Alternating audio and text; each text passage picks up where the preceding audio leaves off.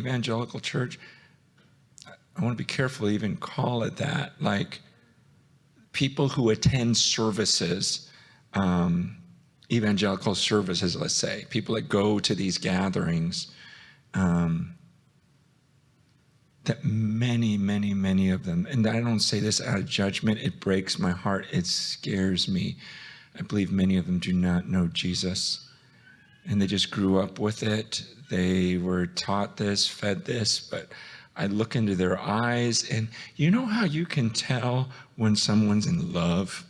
Right, it's pretty obvious. It's like, you're obsessed with this guy you just met. You're obsessed with this woman. Like, okay, enough with your baby. Okay, she's not that cute. You know, whatever you're. But, right, they get obsessed in love. And my biggest concern is when I talk to people who call themselves Christians, I don't see that look in their eyes when they talk about the person of God. Like Jesus. They may love one thing, they may love Passion, they may love Hillsong worship, they may love John Piper, they may love whoever it may be, but when they talk about Christ, I don't hear them saying, I was with Jesus. It was incredible. Like the thought that I could come into his presence. I just don't want to leave him. It's the one thing I want. I can't get enough of just sitting there and just gazing and just staring at the beauty of God. Like, I don't hear that type of language. Like, they are in love with Jesus. And my fear is at the end, like Matthew 7 says, many are going to come to me and say, hey, didn't I do this? Didn't I do this? Didn't I do this? And he's going to say, depart from me. I never knew you. I never knew you. But I memorized all these verses, and I was at service every week. I was an usher. I served here. I served here. I served here. Like, that's my fear. It's like, I don't see that look in your eyes that tells me you love the Lord your God with all your heart. Again, a few months ago when I was in Rome with the Pope, and Matt Maher was with me, and the Pope started to share with this group of pastors I was with the problems he saw in the Catholic Church. And I was like, what? Him just confessing his concern, like that Jesus Christ is not at the center of things.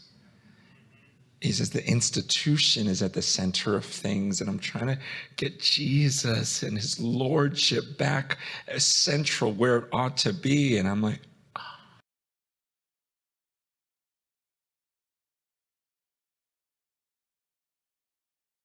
I didn't know that for the first 1,500 years of church history, everyone saw it as the literal body and blood of Christ. And it wasn't until 500 years ago that someone popularized a thought that it's just a symbol and nothing more. I didn't know that. I thought, wow, well, that's something to consider. While I won't make a strong statement, I will make a statement about this.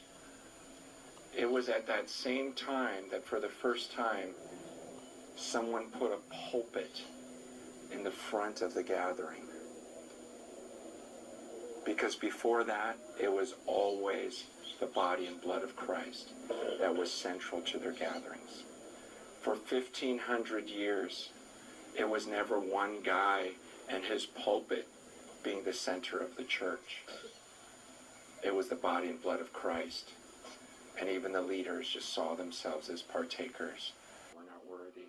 I say that because the church is more divided than any time in history. What does this book tell us clearly? That he does not want any divisions in his church.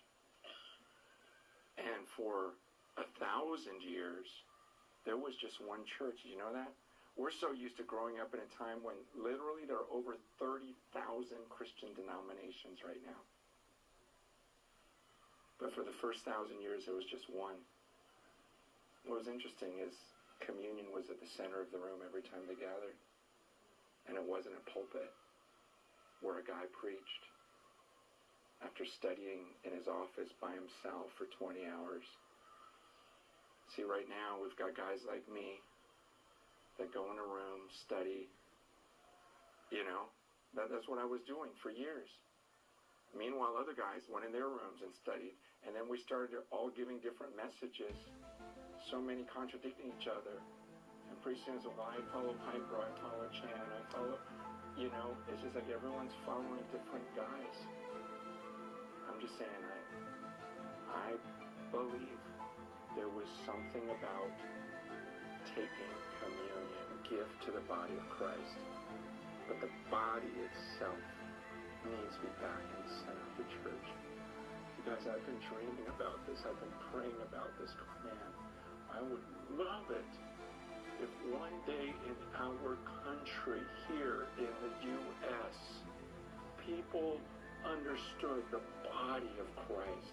Bow down to it. I believe there's a reverence for God that I see in scriptures that I don't see in the evangelical church.